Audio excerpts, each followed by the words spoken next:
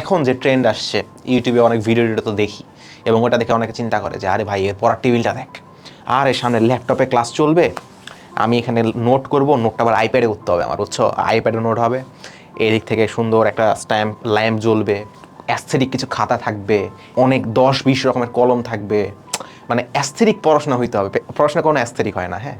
এই যে তুমি যখন অ্যাস্থেটিক জিনিসপত্র খুঁজতেছো, বড় একটা ল্যাপটপে তোমার ক্লাস দেখতে হবে না, ক্লাস দেখা যায় না ভাই, চোখ ব্যথা করে, এই এক্সকিউজ তোমার যখন আছে, ওই এক্সকিউজগুলো পূরণ করার জন্য তোমার ফ্যামিলিতে তোমার ধরো কে আর্নিং করে, বাবা মা, এরা লোকাল বাসে ঘাম ঝরায়, বুঝছো, মিডল ক্লাস ফ্যামিলির কথা বলতেছি।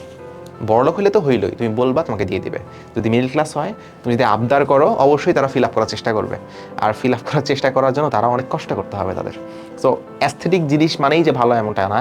আর সবচেয়ে বড় বড় যে সাকসেস স্টোরিগুলো, সেগুলো কিন্তু গদিওয়ালা নরম অ্যাস্থেটিক চেয়ারে, অ্যাস্থেটিক সেট আপে হয় না, সেগুলো কিন্তু ওই কাঠের টেবিল, প্লাস্টিকের চেয়ার, ওগুলাতেই হয়, অগোছালো একটা টেবিলেই হয়, অভাবের মধ্যেই হয়। কারণ যখন তুমি একটু ডিপ্রাইভড থাকবা, ওই সময় যায় তুমি একটা জিনিস অ্যাচিভ করার নেসেসিটিটা ফিল করবা, তুমি সব কিছুই পাচ্ছ, যা চাচ্ছ তাই তুমি পাচ্ছ, তাহলে তুমি ম্যাক্সিমাম ক্ষেত্রেই কষ্ট করতে চাও না, এবং দেখা যায় যে ম্যাক্সিমাম ক্ষেত্রেই মানুষজন ওখানে সাকসেসফুলও হয় না। ব্যতিক্রম থাকবেই, বাট কখনোই না ওই পারফেক্ট সেট আপ বলে কোনো কিছু নাই, হ্যাঁ। তোমার কাছে যেটা আছে সেটা দিয়েই তোমার পরিশ্রম করতে হবে, তোমার কাছে যেটা আছে সেটা দিয়েই তুমি ভালো কিছু করতে পারবা, সেটা দিয়েই তুমি সবাইকে একটা সাকসেস স্টোরি লিখে দেখাতে পারবা। সো এটা চিন্তা করো না যে আমার কাছে এটা নাই, তো ল্যাপটপ থাকলে হইতো, আমার কাছে একটা আইপ্যাড থাকলে পড়াশোনার লেভেলটাই অন্যরকম হয়ে যেত, হয়তো বা হইতো, বাট এখন যেটা আছে এটাও কম কিছু না। যেটা আছে এইভাবেই তুমি পড়াশোনা করো, এবং এইভাবেই তুমি অনেক ভালো কিছু করতে পারবা।